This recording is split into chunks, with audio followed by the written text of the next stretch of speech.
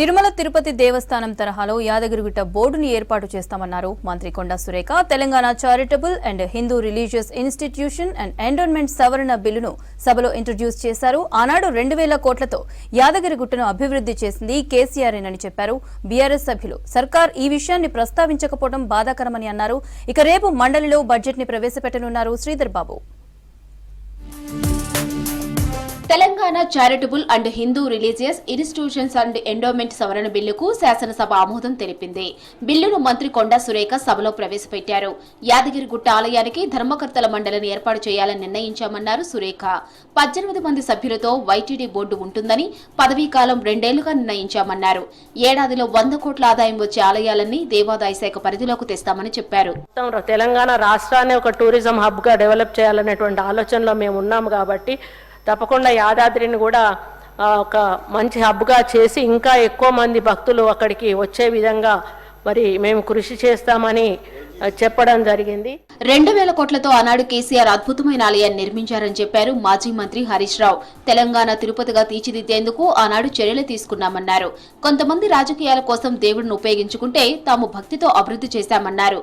అయితే అధ్యక్ష, ఈ దేవాలయాన్ని గౌరవనీయులు కేసీఆర్ గారు మన తెలంగాణ తిరుపతిగా, తెలంగాణ ఇలవేల్పోయినటువంటి యాదగిరి లక్ష్మీనరసింహస్వామి దేవాలయాన్ని అత్యంత భక్తి శ్రద్ధలతో, బాధ్యతతో ఈ దేవాలయాన్ని నిర్మించారు. సరే, మనం చూస్తున్నాం ఈ దేశంలో కొంతమంది రాజకీయాల కోసం దేవుణ్ణి ఉపయోగించుకుంటుంటారు.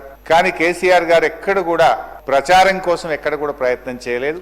యాదగిరిగుట్ట ఆదాయం ప్రభుత్వానికి వెళ్తుందా లేదా యాదగిరిగుట్ట బోర్డుకు వెళ్తుందా క్లారిటీ ఇవ్వాలన్నారు సిపిఐ సభ్యుడు కోనంనేని.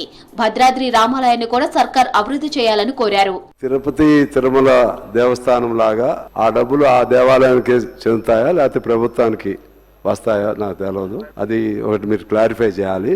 ఇప్పుడున్న ప్రభుత్వం యాదాద్రి గుట్టకి ఎంత ప్రాధాన్యత ఇస్తున్నారో భద్రాద్రికి కూడా అంత ప్రాధాన్యత ఇవ్వండి. తర్వాత ఆ ప్రాంతం పెరుగుదలకు అవకాశం ఉంటుంది, ఆదాయం వస్తుంది. ఉదయం శాసనసభలో ప్రశ్నోత్తరాలు కొనసాగాయి. పాలకుర్తిలో సమస్యలను పరిష్కరించాలని కోరారు యశస్విని రెడ్డి. పాలకుర్తి మండలంలో బస్టాండ్ గత ప్రభుత్వాలు పట్టించుకోలేదని, తాము వచ్చాక పునరుద్ధరణ చేశామన్నారు యశస్విని రెడ్డి. పాలకుర్తి మండల్లో బస్ స్టేషన్, ఆ బస్ స్టేషన్ అయితే ఎవరు పట్టించుకున్న నాదుడే లేడు ఇన్ని రోజులు. మన ప్రజాప్రభుత్వం అధికారంలోకి వచ్చినాక అక్కడికి వెళ్ళి టెంపరీగా అయితే క్లీన్ చేసి పెయింటింగ్ అవన్నీ కూడా వేసిండ్రు. ఆ బస్ స్టేషన్ డెవలప్మెంట్కి నిధులు ఇవ్వాలని ట్రాన్స్పోర్ట్ మినిస్టర్ గారిని, ఇన్ఛార్జ్ మినిస్టర్ గారిని కూడా అడుగుతున్నా. మునుగోడుతో పాటు ఉమ్మడి నల్గొండ జిల్లాలో ఫ్లోరైడ్ సమస్యకు పరిష్కారం చూపించాలన్నారు ఎమ్మెల్యే రాజగోపాల్ రెడ్డి. గత ప్రభుత్వం మునుగోడు సెగ్మెంట్ పరిధిలో మిషన్ భగీరథ పేరుతో 100 కోట్లు ఖర్చు చేసినా ఉపయోగం లేకుండా పోయిందని విమర్శించారు. రాజగోపాల్ రెడ్డి ప్రశ్నపై స్పందించారు మంత్రి పొంగిలేటి.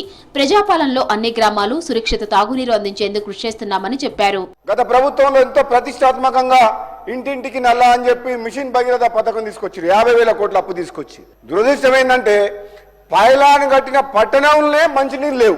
చౌటుపల్లితో పాటు మున్గోడు నియోజకవర్గం ఫ్లోరైడ్ ఎఫెక్టెడ్ కాబట్టి ఎక్కడైతే సఫిషియెంట్ వాటర్, డ్రింకింగ్ వాటర్ రావట్లేదో వెంటనే ప్రణాళికలు చేసి అధికారులకు చెప్పేసి వాటర్ సమస్య తీరేటట్టు మీ ద్వారా మంత్రి గారికి ఆదేశాలు ఇవ్వాలని చెప్పి కూడా కోరుకుంటున్నాను. థ్యాంక్ యూ అధ్యక్షుడు. తాగునీటికి ఈ వేసవి కాలంలో రాష్ట్రంలో ఎక్కడా ఎద్దడి లేకుండా, ఇబ్బంది లేకుండా ఉండే విధంగా ప్రభుత్వం ఇప్పటికే చర్యలు తీసుకుంది. గౌరవ సభ్యులు చెప్పిన దాన్ని కూడా ప్రత్యేకంగా కూడా పరిగణనలోకి తీసుకోవడం జరుగుతుంది. అధ్యక్ష, సభలో తెలంగాణ అడ్వకేట్ వెల్ఫేర్ సవరణ బిల్లును ప్రవేశపెట్టారు మంత్రి శ్రీధర్ బాబు. తెలంగాణ మున్సిపాలిటీ సవరణ బిల్లును కూడా సభలో ఉంచారు. తెలంగాణ పంచాయతీరాజ్ సవరణ బిల్లును సీతక్క ప్రవేశపెట్టారు.